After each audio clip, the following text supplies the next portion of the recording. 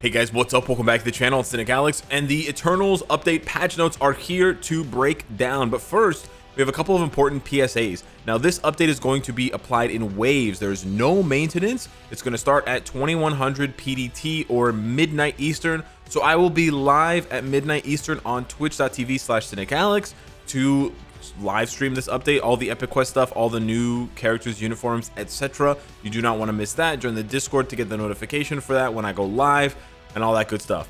2, that's the first PSA. Second PSA, Wolverine got a massive upgrade out of left field, and I'm here for it. And 3, there was an error in the live stream if you watched with Kage and Kim.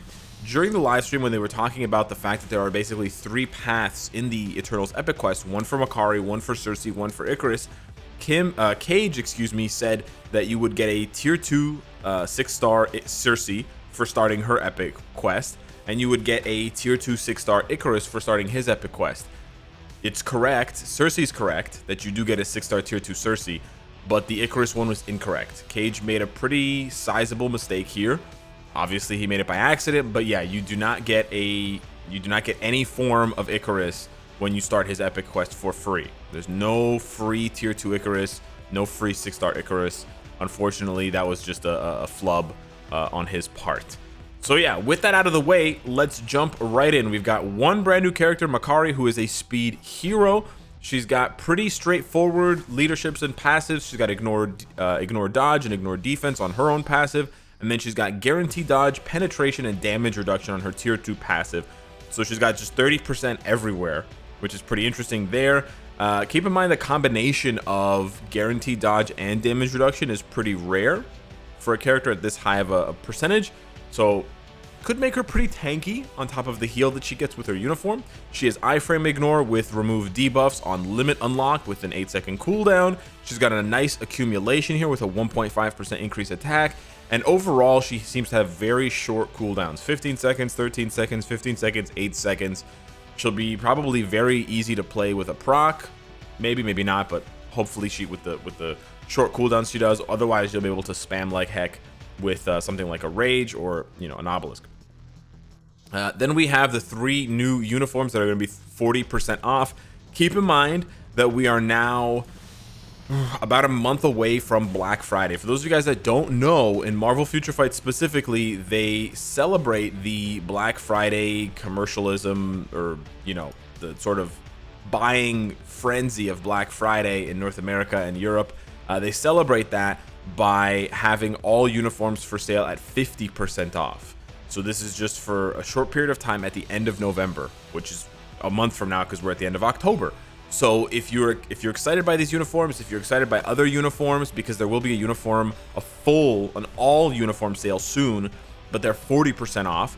If you're excited to pick up a bunch of uniforms, but you got a tight budget for crystals, wait a month. I know it's a long time to wait, but wait a month and you'll get an extra 10% discount on each one, which individually it only saves you like whatever 75 crystals, but over the course of 10-20 uniforms, it adds up and you save tons of crystals there. So just a heads up, just keep that in mind as far as the calendar goes. So we have the new uniform for IKARIS as well, the Richard Madden. I was gonna call him Steve Madden. He is not a fashion designer. He gets damage reduction and chain hit damage, which is pretty spicy. I also believe that this damage reduction is gonna stack because IKARIS already has damage reduction. He has 40%. So he's gonna have 65% damage reduction, which is bonkers. And then they basically didn't do too much for him. They changed the animation on the 3rd skill a little bit, but the buffs are all the same. And then I think they're all the same anyways. And then they added his 4th skill still has ignore iframe, but they've also added just a longer blast. They basically like extended the animation of his 4th skill, which is that I-beam skill, so that he does more damage. It's really hard to see here in the patch notes, but yeah, he gets a pretty sizable buff as far as the passives go. We got Makari's new uniform. So her base look is from the comics, the new Makari in the comics, and then the uniform is from the movie. She gets a heal when she uses her 3rd skill, a pretty sizable 30% heal. Kind of annoying that she doesn't have the heal without the uniform, I gotta say, but otherwise the uniform doesn't actually do that much for her. It basically just changes, it sort of changes her 1st skill, but it really just changes her 3rd skill. Now it does increase the cooldown. You can see here 15 seconds versus what was that? Oh no, it was 15 seconds before. My bad. Anywho, it doesn't increase the cooldown, but it does increase the number of hits dramatically, which should make her much better with a CTP of energy or some sort of chain hit thing, even though I believe her kit doesn't have any chain hit damage on it. That's really the one stat or the one effect that Makari is really missing. And then we have Cersei's new uniform. She gets recovery rate and damage reduction, and then they turn her into a massive Eternals support character. She gets a cleansing passive with 12 seconds of debuff removal with an 18-second cooldown, which is the shortest gap we've ever seen in the game. So that's very meta. And then they get a 30% all basic attack increase, which is what she was giving Eternals allies to begin with, on top of increased damage and decreased damage received from villains. So she becomes like a 3-in-1 PvE PvP support, plus being a good standalone character with the 15% Sharon Rogers accumulation, the heal, and other effects. But the other really nice thing is they moved her heal. Her heal was tied to her charm ability before. It's no longer tied to the charm ability. So they've already started to realize that the charm ability doesn't work for World Boss Legend and stuff like that. So they're sort of fixing that here preemptively with Cersei. But yeah, not too much for the uniforms for these three characters. Their base looks are already very strong, so that's why we're not seeing like sweeping changes here. We've got the new tier 3 from IKARIS, and we've got the new Transcendence from Cersei and Makari. So they're all getting a sort of final increase. Keep in mind, it's a little bit different this time. IKARIS is tier 3. You will be able to get through he can be advanced to tier 3 through the epic quest. So you cannot tier 3 IKARIS normally. You have to do it through the IKARIS epic quest. And I'm specifically saying IKARIS epic quest because there are epic quests for each character. The Cersei Transcendence can only be done through the epic quest as well. Cersei can only be transcended. It says Cersei can realize and transcend potential. You can realize potential without the epic quest right now anyways. But Makari can be transcended normally. So Cersei and IKARIS have to be done through the epic quest, but Makari is transcended normally with your resources outside of the epic quest. And that's their abilities there. It was lagging Kage's phone or tablet or whatever device he was using during the live stream. So just keep an eye out for whether this is lagging your device, and then submit a ticket to the devs, because they should know that this skill has that effect, if it does have that effect. Obviously, if you've got like a Nokia 8800 and it's lagging, that's kind of on you, man. But if you've got like a newer phone, like if my phone is lagging or whatever, then that's a big problem. Then we have the new epic quest, Fate of Mankind. So this is pretty interesting. There is going to be a generic prologue, which is about 10 to 15 missions long. And then once you complete that prologue once, you will unlock 3 separate epic quests. And I can show you here what it looks like. So you'll unlock the Modern Crisis, you'll unlock Outsiders Off Limits, and you'll unlock Space Race. But then you'll see that they'll be locked pending you having the characters. So in terms of Cersei, they're going to give you that one for free, because they give every player a free tier 2 6-star Cersei. So everyone can play Modern Crisis right away, and then they'll be able to transcend Cersei through that epic quest. But for the IKARIS one, and again, this is where Kage made a mistake, you do need a tier 2 IKARIS. So for all of you guys that tier 2 IKARIS who were like, oh no, they're going to give a free IKARIS away, do I get a refund? No worries, you're all set now. For all of you guys that don't have IKARIS, you need to get IKARIS. However, there is a silver lining. And then for Makari, you will have to purchase the quest pack. She is a crystal character like Moonstone, Psylocke, etc. But there is also a silver lining for that. So the silver lining for IKARIS, it says here, agents need to possess IKARIS tier 2 to enter the story. We are sorry for misinforming that IKARIS will be given when entering the story of IKARIS through the October live stream. So they made a mistake and they apologized. IKARIS will not be given. IKARIS can be acquired as shifter rewards. So we'll have to see which mission you can acquire IKARIS in. Obviously, it's not that helpful if you acquire IKARIS shifter bios in IKARIS's mission, but if you can acquire IKARIS bios as a shifter in Modern Crisis or in Space Race, then you can get him without spending any money. So that should be interesting, because right now, the only way to get IKARIS is to buy a bio subscription for real money, okay? But if you can get if you can get shifters here, then you can unlock him at 1 star and then use rank up tickets in a mega tier 2 for free without spending any real money. Or if you can unlock his shifter bios from Space Race, then you can just spend crystals and then do the same thing as the same steps here with the rank up tickets in the mega tier 2. Again, it's a long, arduous process, the same thing that we did to get characters like Colossus, etc. and Victorious, but it's free. No real money needs to be spent, just time and grinding. So that's a good sort of silver lining there. And the other silver lining is the cost of Makari's deluxe pack. It's not as expensive as Moonstone and Psylocke. So once you, the big key here thing, guys, when you start one of the stories, you will not be able to stop and start one of the other ones. So what they're basically wanting us to do is play through the Modern Crisis from beginning to end and then choose the next one. So choose carefully and choose wisely, because if you get halfway through Cersei's and you don't want to play it anymore, well, tough beans. You're gonna have to finish it before you can do Ikaris's or Makari's. And that means if you want to transcend Cersei and you want a tier 3 Ikaris, you're gonna have to choose which one goes first, which I think is honestly kind of cool, because it means that day 1 we're probably not gonna see many accounts running around with both transcended Cersei and tier 3 Ikaris, or possibly for days, and that not to mention Makari as well. So yeah, you cannot start another story of this sort of fractured epic quest until you complete the quest that you have begun. You do get a free tier 2 Cersei. Presumably you get bios if you don't have her. Yeah, biometrics will be given to agents who possess Cersei at tier 2 or higher already.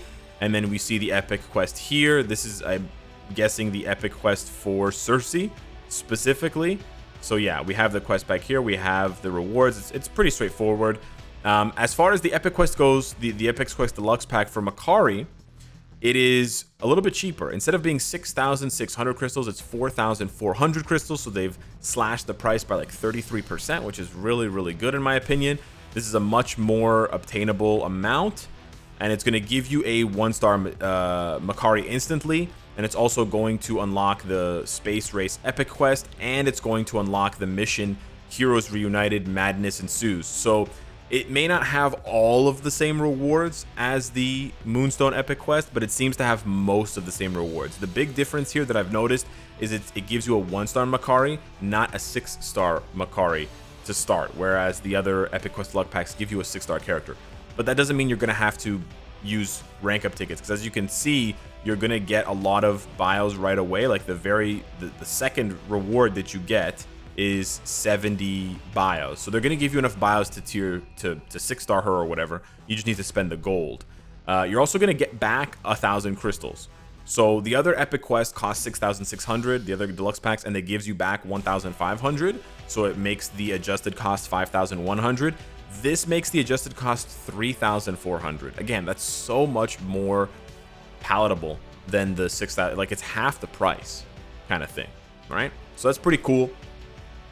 But yeah, it's unclear right now where Ikaris's shifter bios are obtained from. I'm guessing it's obtained from the Madness Ensues quest, but we'll have to wait and see. There's also going to be other items that you can get from this quest, and we usually rank the epic quest deluxe packs based on what items they give.